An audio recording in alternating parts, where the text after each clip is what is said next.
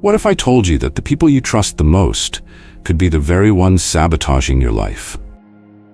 What if I told you that sometimes the real demons are not lurking in the shadows, but sitting right beside you, wearing the mask of friendship or family? The harsh truth is, not every friend or family member wants to see you thrive. Sometimes, the most toxic forces in your life are disguised as love, loyalty, or guidance. These are the demons that don't confront you directly. They slowly poison your soul from within, manipulating your emotions, making you doubt yourself, and tearing apart your confidence piece by piece. We often think of demons as external threats, enemies who openly oppose us, or strangers who betray our trust. But real demons are far more insidious. They come wrapped in familiar faces and comforting words. They say they support you, but their actions say otherwise. They pretend to build you up while subtly breaking you down. They claim to guide you while steering you off course. The most dangerous demons don't destroy you through violence. They do it through slow, subtle manipulation. You might already suspect that someone in your life fits this description. Maybe it's the friend who constantly undermines your achievements, making you feel small despite your success. Maybe it's the family member who offers advice under the guise of concern, but really just wants to control your choices.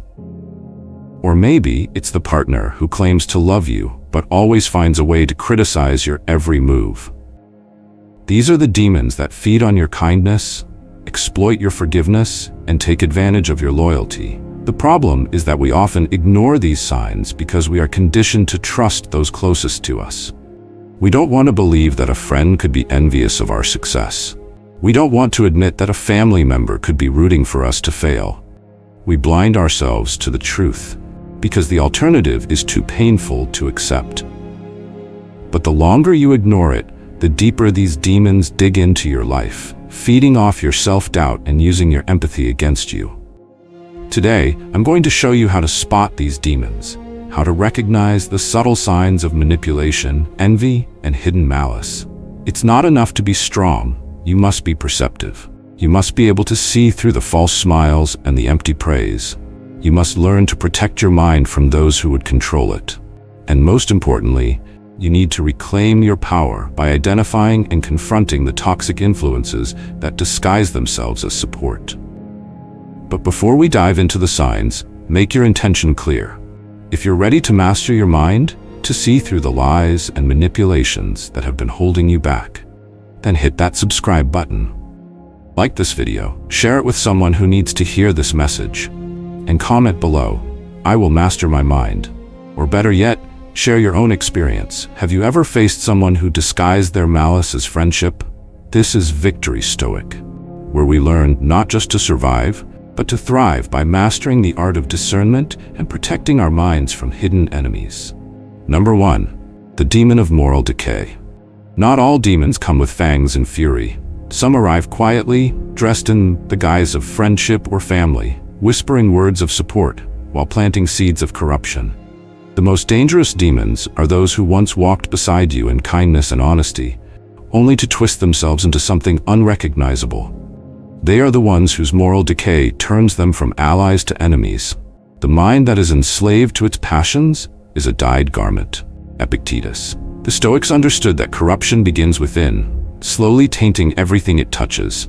It spreads like a poison, often unnoticed until it has consumed the entire soul.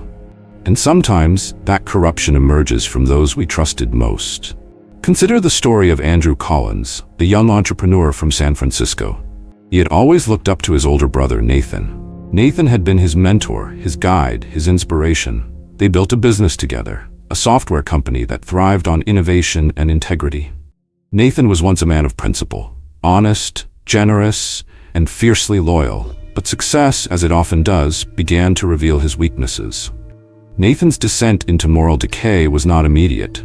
It was subtle, gradual, like a slow leak in a sturdy ship. The first signs were small: cutting corners on projects, making excuses for missed deadlines, dismissing ethical concerns as mere obstacles. He began justifying his actions with phrases like, "That's just how the world works," or "You have to be ruthless to survive." But Andrew didn't question it. After all, Nathan was his brother, his mentor. If Nathan said it was necessary, who was he to argue? The corruption continued. Nathan began exploiting their employees, refusing to pay bonuses that were rightfully earned, manipulating others to cover his mistakes. He became arrogant, dismissing anyone who questioned him. And when Andrew confronted him about his unethical behavior, Nathan responded with anger and contempt. "You're too naive to understand how things really work," he sneered. "I'm doing what's necessary." What Nathan couldn't see was that his justifications were nothing more than the rationalizations of a man who had lost his way. His intelligence had become a tool for deceit, his ambition a weapon for exploitation. Nathan's moral decay had turned him from a mentor into a parasite. Psychologically, this phenomenon is known as moral disengagement, a cognitive process where individuals convince themselves that unethical behavior is justified or even virtuous. According to Dr. Albert Bandura's research, people engage in moral disengagement by reframing harmful behavior as acceptable, displacing responsibility, minimizing the consequences, or comparing their actions to worse behaviors. It's a way of numbing the conscience, allowing corruption to grow unchecked. Nathan's corruption affected not only himself but everyone around him. The company's culture deteriorated, trust eroded, and talented employees began leaving in droves. Andrew found himself struggling to keep the business afloat, while Nathan continued to undermine their integrity. The tragedy was not just Nathan's fall from grace, but Andrew's inability to recognize the signs earlier. He had assumed that because Nathan was his brother, he could be trusted. He failed to see that even those closest to us can become demons when they abandon their principles. How do you spot this kind of demon? The signs are often subtle, masked by charisma or authority, but there are patterns you can identify. 1. Justification of wrongdoing. When someone begins rationalizing unethical behavior as necessary or justified, it is a red flag. Phrases like, "I'm just being realistic," or "you wouldn't understand," are often used to dismiss ethical concerns. 2. Moral flexibility. Watch for those who shift their principles depending on what benefits them most. If someone's values change according to convenience, their integrity is already compromised. 3. Loss of empathy. When a person's ambition leads them to exploit others without remorse, their moral decay is already well underway. 4. Aggression toward accountability. Those who lash out when questioned about their actions often do so because they cannot face their own corruption. The Stoics taught that integrity is not just about doing what is right, it's about constantly examining your own character. As Seneca wrote, "The mind that is conscious of its own rectitude will always be stronger." The intelligent man understands that his own mind is the fortress he must defend most fiercely. But he also knows that those closest to him can be the ones who seek to corrupt that fortress from within. Here's a practical exercise to help you spot demons of moral decay in your own life. The integrity check. 1. List your core values. Write down the principles you consider essential: honesty, loyalty, kindness, courage, or whatever guides your actions. 2. Compare words to actions. Observe those closest to you. Are their actions aligned with the values they claim to hold? Are their words consistent with their behavior? 3. Watch for justifications. Listen for phrases that rationalize unethical behavior. When someone constantly defends their actions rather than reflecting on them, corruption is at work. 4. Reflect regularly. Keep a journal where you record instances where someone's behavior felt wrong or manipulative. Over time, patterns will emerge. Nathan's fall was not inevitable, but it was a result of his refusal to examine himself and Andrew's reluctance to see the truth. By the time Andrew realized what had happened, the company was already fractured beyond repair. It took years for him to rebuild his life and his business, and the betrayal left scars that would never fully heal. The lesson here is brutal but necessary. Demons of moral decay do not announce themselves with grand betrayals. They creep into your life through small compromises, justifications, and betrayals of principle. The intelligent man knows that recognizing these demons requires vigilance, even when it means questioning those closest to him. When you allow someone's moral decay to go unchallenged, you become complicit in their corruption. The man who masters his mind is not afraid to confront darkness, whether it exists within others or himself. And the man who sees the truth, even when it hurts, is the man who will not be deceived. Number 2. The demon of conflict and division. Not all demons attack directly. Some infiltrate, spreading their corruption through whispers and manipulation, turning friends into enemies and families into warring factions. The most cunning demons do not strike. They sow seeds of conflict and watch as chaos blooms. These are the conflict creators, masters of division who thrive on the destruction of unity.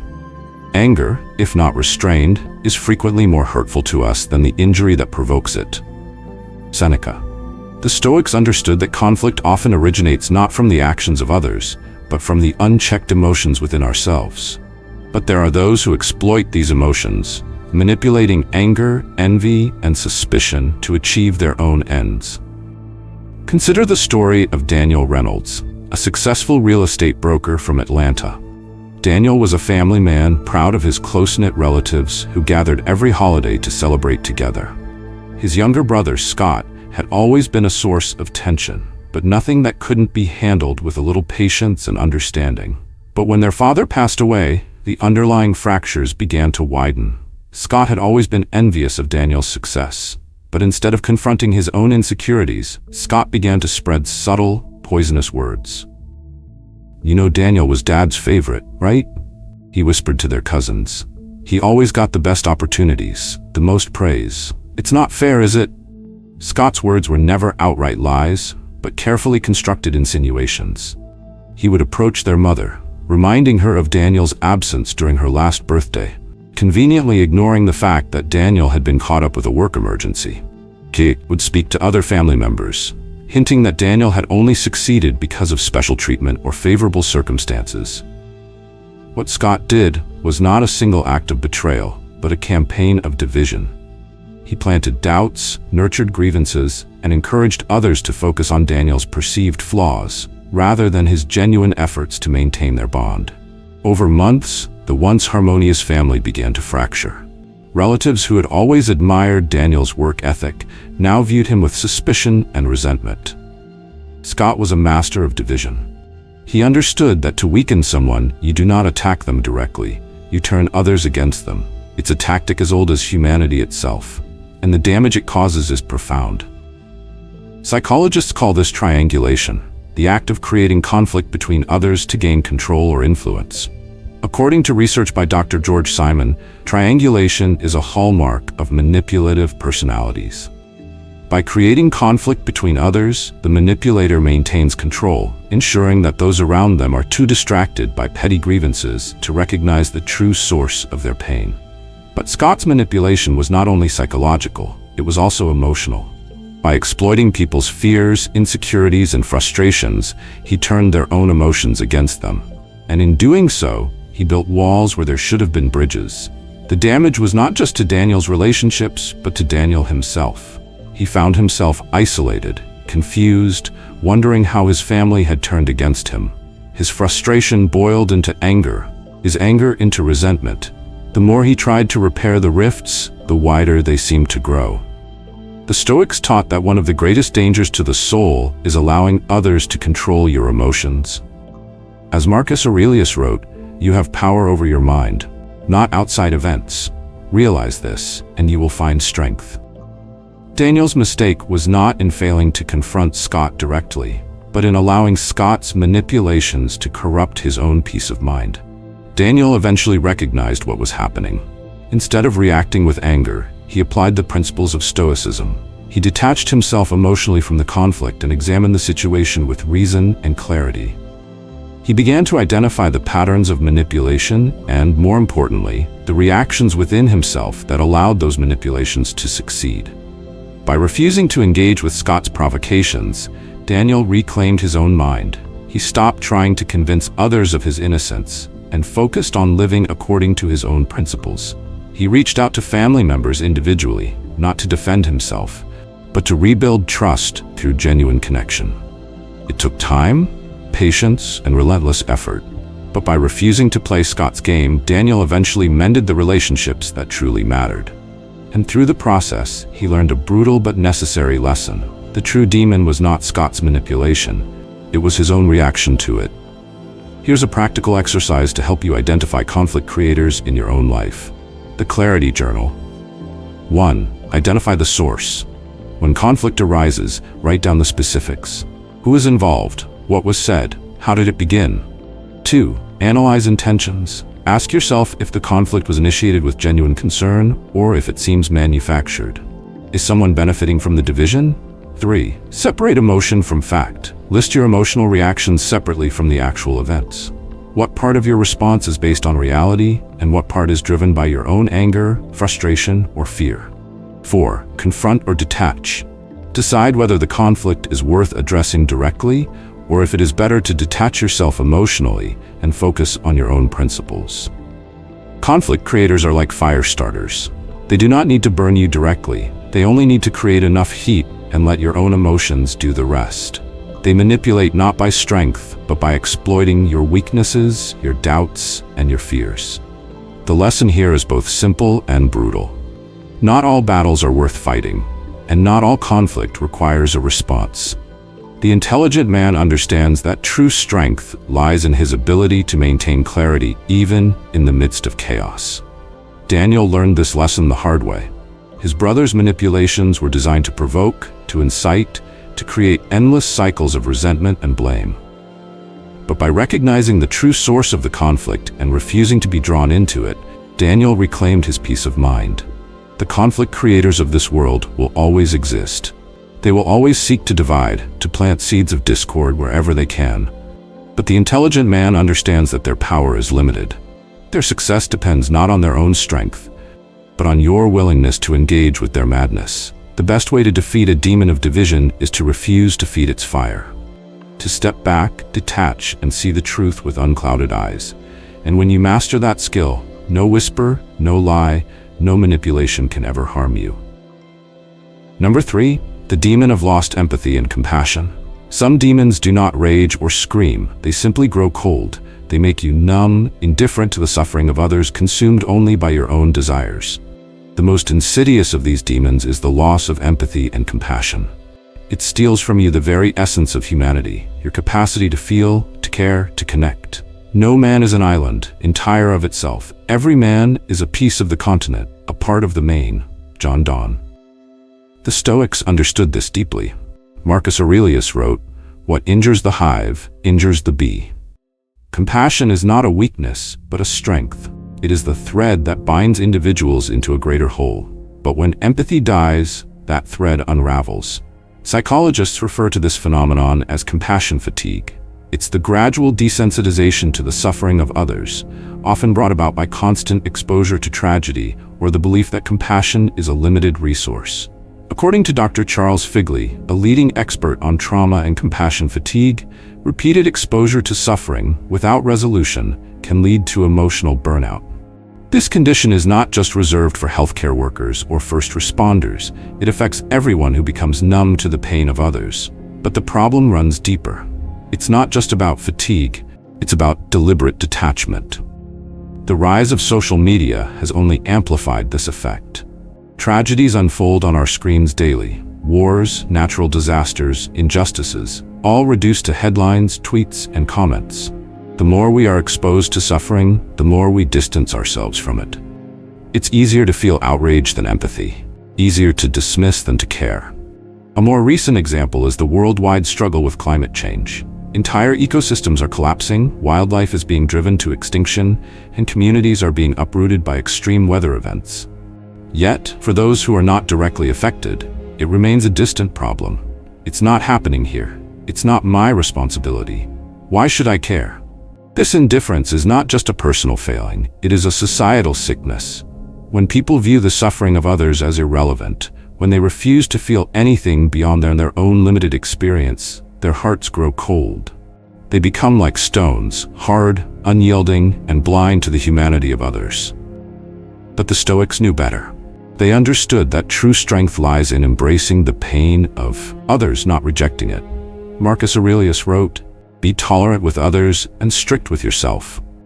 To live a good life, you must remain open to the suffering of others even when it pains you, especially when it pains you. Here's how you can protect yourself from the demon of lost empathy. The compassion habit. 1. Daily reflection. At the end of each day, reflect on how your actions affected others. Did you show kindness? Did you dismiss someone's pain, acknowledge your failures, as well as your successes? 2. The 5-minute rule. Whenever you read about a tragedy or injustice, take 5 minutes to research it deeply. Learn the names of those affected, their stories, their struggles. Force yourself to care. 3. Acts of kindness. Every day, perform a deliberate act of kindness. It can be as simple as listening to someone who needs to be heard, or as significant as volunteering your time to help those in need. Compassion is a muscle. If you do not exercise it, it will wither. But the truth is harsh. The more you distance yourself from others, the more you distance yourself from your own humanity. You may believe that turning away from the suffering of others will protect you from pain. But what it truly does is hollow you out from the inside. It leaves you vulnerable not to external enemies, but to the emptiness within. Empathy is a shield, not just for those you help, but for yourself. When you care for others, you strengthen your own resilience. You build connections that enrich your life, that make you stronger, kinder, and more complete. The demon of lost empathy is seductive because it offers safety. It tells you that if you stop caring, you will stop hurting. But it is a lie. True strength is not the absence of compassion. It is the courage to feel deeply, even when it hurts. If you find yourself growing cold, detached, indifferent to the suffering of others, recognize that you are not protecting yourself. You are destroying yourself. The intelligent man understands that the most dangerous enemy is not always the one outside his gates. Sometimes it is the indifference within his own soul. If you want to master your mind, you must first master your heart. Reignite your empathy, reclaim your compassion, and refuse to let this demon steal the humanity that makes you truly strong. Number 4. The demon of attraction to darkness. Not all demons strike from the shadows. Some draw you toward them like a magnet, whispering promises of power, rebellion, and pleasure.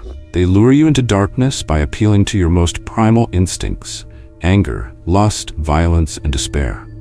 This is the demon of attraction to darkness, the most seductive of all, because it convinces you that indulgence is freedom, that chaos is strength, and that embracing the darkness is the ultimate act of defiance. It is the power of the mind to be unconquerable. Seneca. But what happens when the mind willingly surrenders itself to its own destruction? The Stoics warned against allowing external influences to corrupt the soul. But they also understood that the most dangerous temptations often come from within. Consider the story of Matthew Blackwell, a 29-year-old graphic designer from Los Angeles. Talented and ambitious, Matthew once thrived on creativity and passion. His art was vibrant, expressive, and full of life. But as his career progressed, he found himself increasingly drawn to darker influences. It started innocently enough. Late nights at work fueled by heavy metal playlists and horror films to keep his adrenaline high. But gradually, his interests took a darker turn. He became fascinated by violent, grotesque imagery. Music videos dripping with blood and rage. Lyrics that glorified pain and madness. Dark fantasy and horror art that reveled in destruction rather than creation. The internet made it all too easy. Matthew spent hours watching content designed to shock and disturb, videos filled with violence, cruelty, and nihilism. His social media feeds became a cesspool of chaos and despair, curated by algorithms that fed his growing appetite for darkness. But it wasn't just entertainment. Matthew began to see the world through a darker lens. He became cynical, suspicious of kindness, and quick to anger. His creativity, once inspired by beauty and meaning, now thrived on chaos and provocation. He drew artwork meant to disturb rather than inspire. He wrote lyrics dripping with venom rather than hope. And he found validation in online communities that praised his descent into darkness as if it were a mark of authenticity. Psychologists refer to this phenomenon as negative aesthetic attraction, the tendency to be drawn to disturbing, violent, or chaotic stimuli. According to a study published in the Journal of Personality and Social Psychology by Dr. Adrian Furnham, individuals with high levels of openness to experience are more likely to be attracted to dark content, particularly when they are experiencing emotional distress or social alienation. This attraction can be both a coping mechanism and a self-destructive cycle.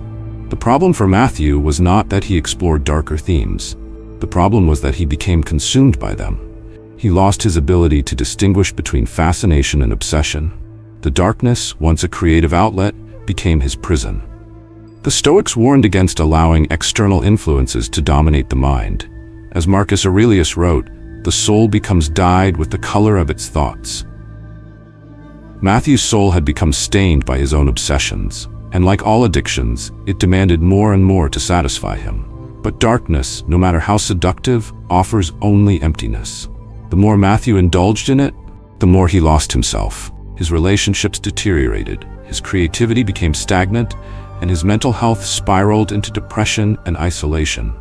There is a difference between confronting darkness and embracing it. The Stoics believed that acknowledging pain, fear, and suffering was essential to understanding and overcoming them. But to glorify darkness, to revel in it, is to surrender your own mind to destruction. Matthew eventually recognized the depths of his obsession. It wasn't a dramatic revelation, but a slow realization that his fascination with darkness was eroding his own happiness and creativity. He noticed that his art, once vibrant and alive, had become bleak and lifeless. His conversations, once rich with meaning, had turned cynical and hollow. He made a conscious decision to break free. But it wasn't easy.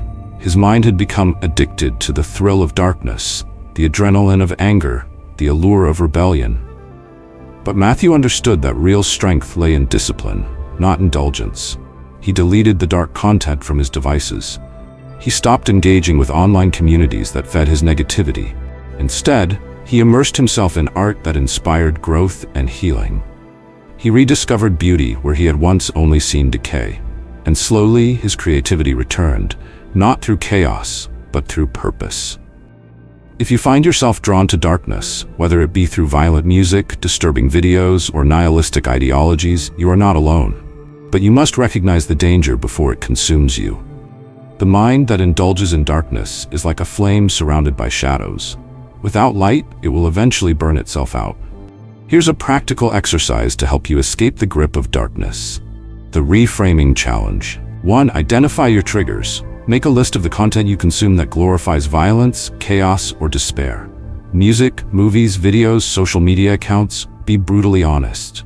Replace, don't erase. Simply cutting out dark content is not enough. You must actively replace it with positive, inspiring material. Find music that uplifts, art that inspires, words that heal. 3. Create with purpose. Redirect your creative energy towards something meaningful. If you are an artist, challenge yourself to create something that brings hope rather than despair. If you are a writer, tell stories that empower rather than destroy. 4. Monitor your progress. Keep a journal of your thoughts and emotions. Notice how your mood changes as you distance yourself from dark influences. Clarity of mind cannot exist in a soul that is addicted to chaos. The Stoics believe that the mind is a fortress, but only if it is defended. Matthew's journey was a battle against his own worst impulses, but by reclaiming his mind, he reclaimed his life. The real danger of darkness is not that it exists, but that it appeals to something deep within us. The desire to rebel, to shock, to destroy. These impulses are part of the human condition, but the intelligent man recognizes them for what they are: distractions, temptations that lead only to suffering and emptiness. If you find yourself captivated by darkness, remember that the true path to strength lies not in embracing chaos, but in mastering it. When you learn to see darkness for what it truly is, an illusion of power that only brings destruction, you become immune to its seduction. The intelligent man understands that light and darkness are both part of life, but only one leads to growth, and only one will truly set you free. Number 5. The demon of emotional manipulation. Not all demons overpower you with force. Some control you with whispers, subtle suggestions, and carefully orchestrated guilt. These are the emotional manipulators, those who use your own emotions as weapons against you. Their cruelty is not expressed through rage or violence, but through carefully crafted words designed to control, belittle, and deceive. And the most insidious among them are the narcissists. The mind that is enslaved to its passions is a dyed garment. Epictetus. The Stoics understood that true freedom requires mastery over one's own emotions. But what happens when someone deliberately distorts those emotions to achieve their own ends? Consider the story of Claire and her boyfriend, Ryan. Claire was a talented photographer with dreams of building her own creative business. Ryan, however, was a master of emotional manipulation. He cloaked his narcissism in charm and charisma, showering Claire with affection when it suited him, only to withhold it the moment she asserted herself. Whenever Claire spoke of her ambitions, Ryan would smile dismissively. "You always think you're better than everyone else, don't you?" he would say with a laugh, masking cruelty as humor. When Claire pointed out his dismissive behavior, Ryan turned the blame back on her. "You're so sensitive. I was just joking. Why can't you take a joke?" But the real manipulation came when Claire started to distance herself, tired of the constant emotional games. Ryan would suddenly switch tactics, pleading for her forgiveness, speaking of his insecurities and how only Claire could heal him. He would cry, apologize, and beg for another chance, promising to change. Of course, the change never came. The cycle would repeat itself. Charm, dismissal, guilt, pleading, and betrayal. Claire found herself trapped not by force but by her own empathy. Ryan had twisted her compassion into a chain, one that he used to pull her back whenever she tried to leave. This tactic is known as narcissistic manipulation, a form of emotional control where the abuser exploits empathy, guilt, or fear to maintain dominance. Narcissists are masters of the push and pull dynamic. They build you up with affection and admiration, only to tear you down with criticism and neglect. The inconsistency creates confusion and dependency, leaving their victims desperate for approval and validation. Psychologists like Dr. Craig Malkin, an expert on narcissism, describe this pattern as emotional abuse by distortion. The narcissist convinces the victim that their own feelings are invalid, that their perspective is flawed, and that only through the abuser's guidance can they find clarity. It's a game of power where emotional pain is the currency. Claire's experience is not uncommon. Narcissistic manipulators often use similar tactics. 1. Gaslighting, convincing you that your perceptions are incorrect or that your feelings are irrational. Statements like, "You're just being paranoid," or "You always overreact," are meant to destabilize your confidence in your own mind. 2. Guilt tripping, using your kindness and compassion against you. "If you really loved me, you would do this for me." They make you feel responsible for their emotional well-being, even when their demands are unreasonable. 3. Emotional withholding, giving affection and validation only when it serves their purpose. When you don't comply, they withhold warmth and support, leaving you isolated and desperate for approval. 4. Triangulation, involving others to make you feel unimportant or unwanted, comparing you to others, praising them while belittling you, to create insecurity and competition. Claire eventually broke free from Ryan's manipulation. It wasn't easy. The hardest part was recognizing that Ryan's affection was not genuine. It was a tool. His apologies, his tears, his promises of change, all designed to manipulate her emotions. Claire realized that true love does not require you to sacrifice your own happiness or compromise your own integrity. She adopted a Stoic approach to reclaim her mind. By focusing on what she could control, her own emotions, actions, and thoughts, she built a barrier against Ryan's manipulation. Marcus Aurelius wrote, "You have power over your mind, not outside events. Realize this, and you will find strength." Claire internalized this wisdom, refusing to let Ryan's words dictate her emotional state. Here's how you can protect yourself from the demon of emotional manipulation. The boundary principle. 1. Set clear boundaries. Identify what behavior you will and will not accept. Communicate these boundaries directly without apology or hesitation. 2. Detach emotionally. Recognize when someone is using your own emotions against you. Learn to separate their words from your own sense of self-worth. 3. Seek external perspective. Discuss your experiences with trusted friends or a mental health professional. Emotional manipulators thrive on isolation. 4. Reaffirm your own reality. Keep a journal where you document events as they happen. Reviewing your own experiences in writing can help you recognize patterns of manipulation that may otherwise go unnoticed. The Stoics believed that the greatest strength comes from within. Emotional manipulators seek to undermine that strength by twisting your own emotions against you. But their power only exists if you give it to them. Claire learned that freedom from manipulation requires clarity of mind. She stopped allowing Ryan to dictate her emotions and began to trust her own judgment. She built her business, reconnected with friends Ryan had isolated her from, and reclaimed her own identity. The intelligent man understands that emotional manipulators cannot take what you refuse to give. Your mind is your own. Your emotions are your own. And the moment you reclaim them, the demon of emotional manipulation loses all power. Ryan's tears were real. His pain may even have been real, but his intentions were not. And Claire's journey to freedom began when she stopped trying to heal someone who only sought to control her. The lesson here is harsh but essential. Compassion is a virtue, but when weaponized by the wrong person, it becomes a chain. Never allow your own empathy to be twisted into a tool of your own suffering.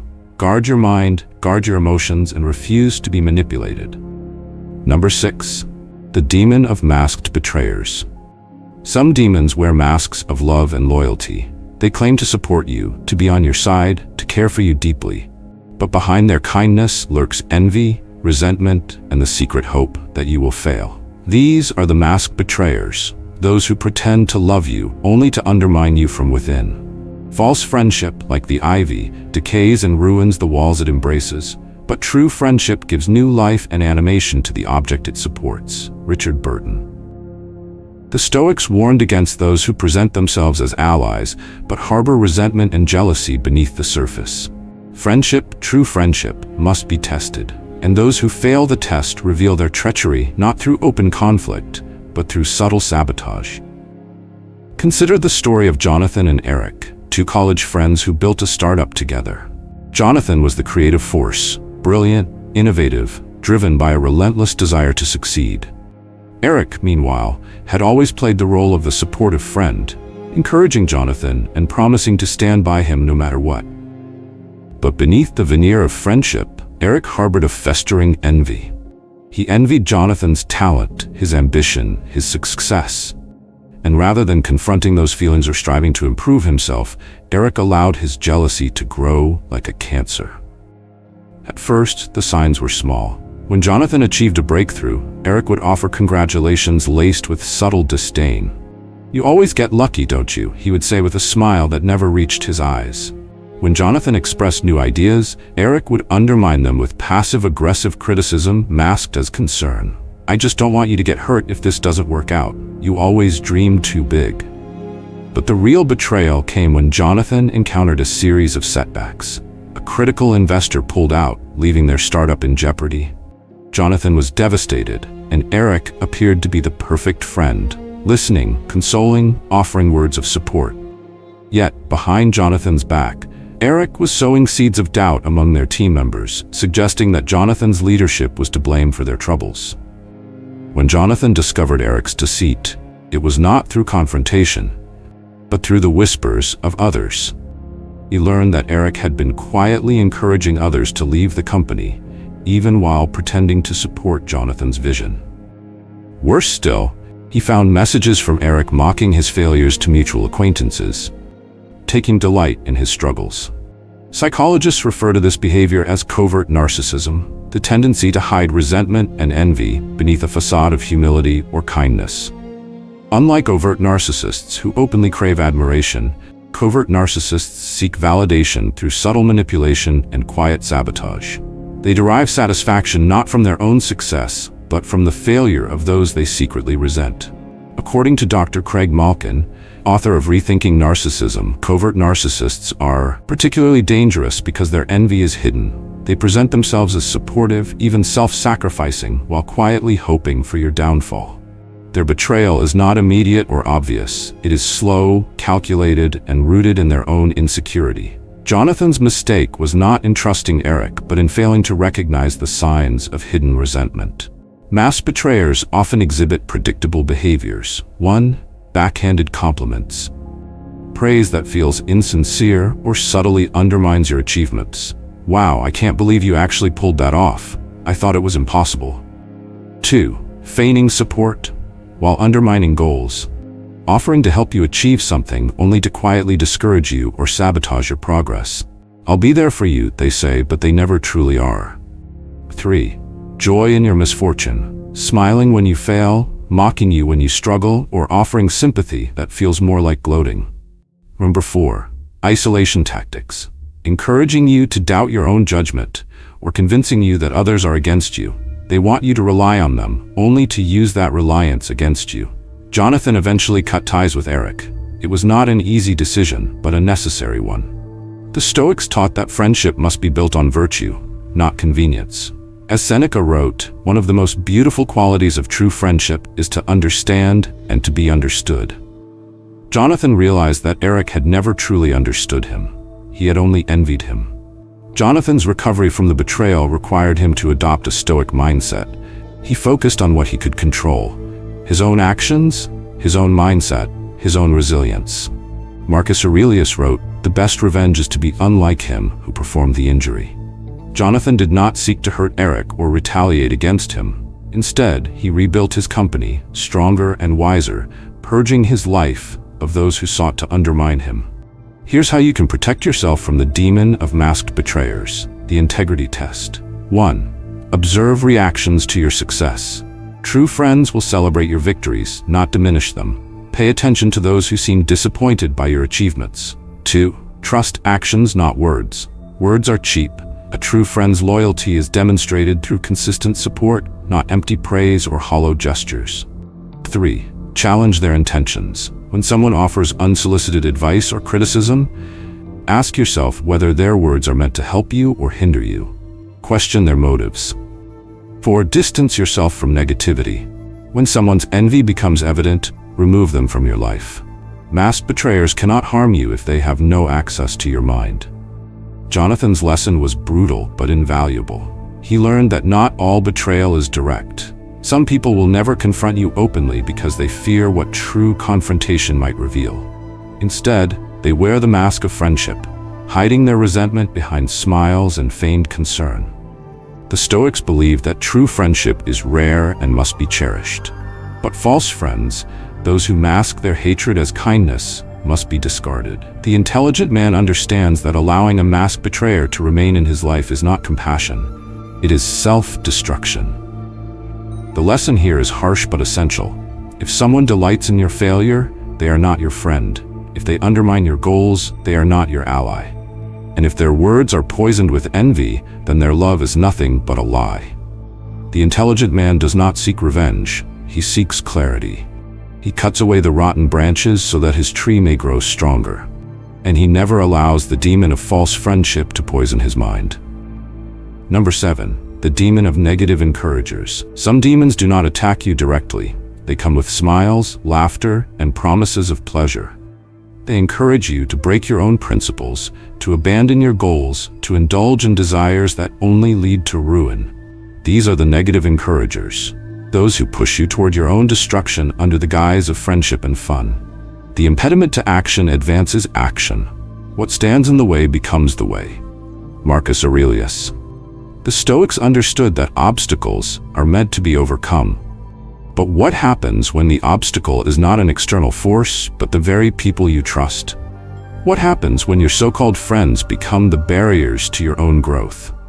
Consider the story of David Chen, a young financial analyst who had just landed a promising job at a prestigious firm. Driven and disciplined, David had clear goals: to climb the corporate ladder, develop his skills, and achieve financial independence. But his friends, particularly Mark and Evan, had different priorities. Mark was a constant partygoer, always seeking the next thrill. Evan, bitter from his own failures, found pleasure in mocking those who pursued discipline and growth. To them, David's dedication was something to be ridiculed. "Why are you always working, man? Life's too short. Come on, let's hit the bars tonight and blow off some steam," Mark would say, his voice filled with enthusiasm. David, tired from a long week of work, would occasionally give in. But one night turned into many, and soon David found himself neglecting his responsibilities. Evan's influence was more sinister. He would ridicule David's ambition, constantly planting seeds of doubt. "You really think those guys up there care about you? They're just using you, man. Take what you can before they screw you over. Everyone does it." When David expressed interest in pursuing a promotion, Evan scoffed. "Why bother? The system is rigged. If you're not cheating, you're not trying." The worst came when David began developing a crush on a coworker, Emily.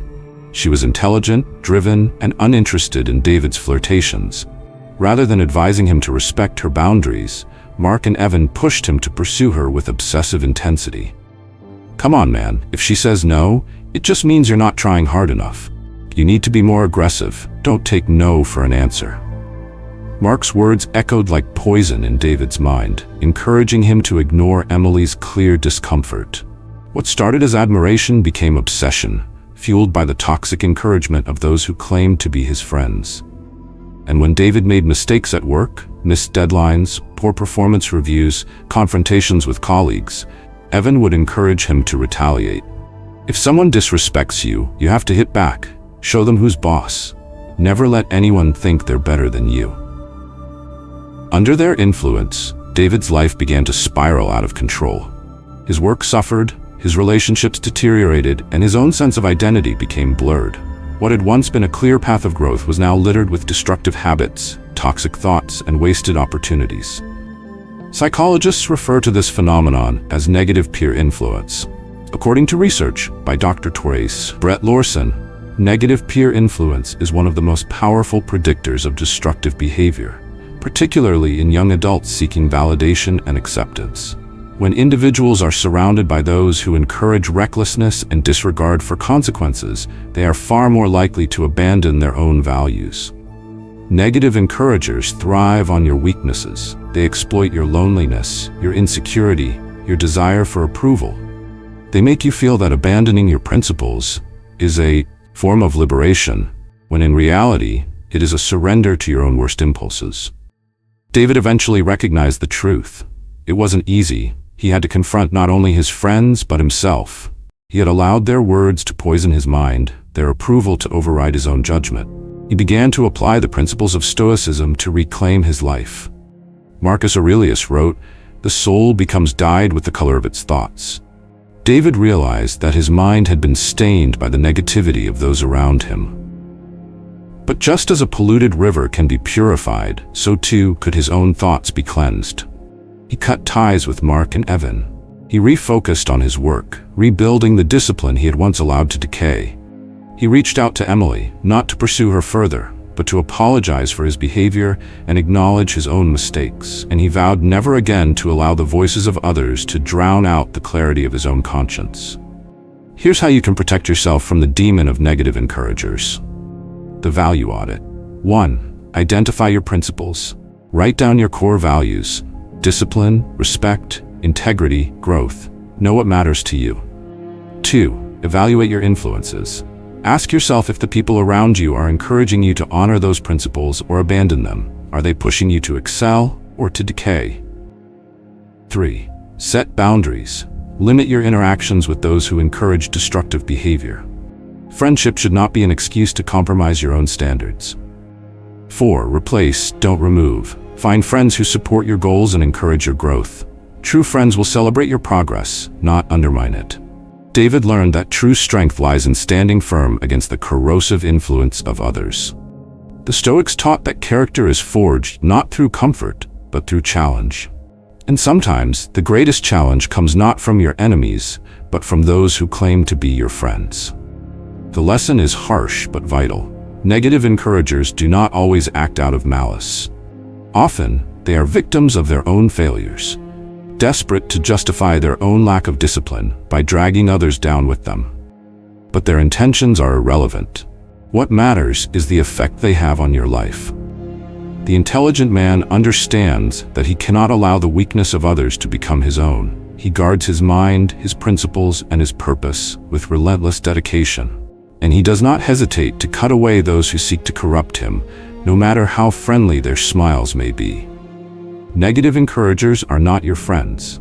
They are obstacles, temptations, distractions. The man who masters his mind understands that true loyalty lies in the pursuit of virtue. And those who seek to lead you away from that path are nothing but demons wearing the faces of friends. Conclusion. The most dangerous demons are not those that come at you with fury and rage. They are the ones that hide behind smiles, friendship, love, and even kindness.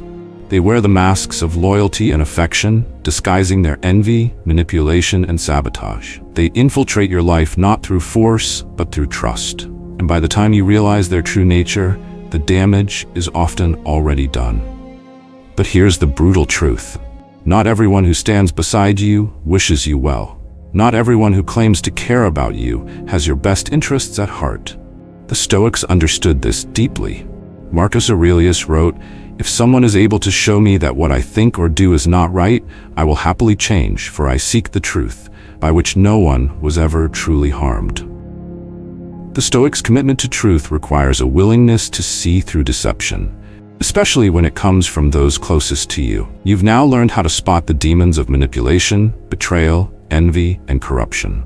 But awareness alone is not enough. You must act.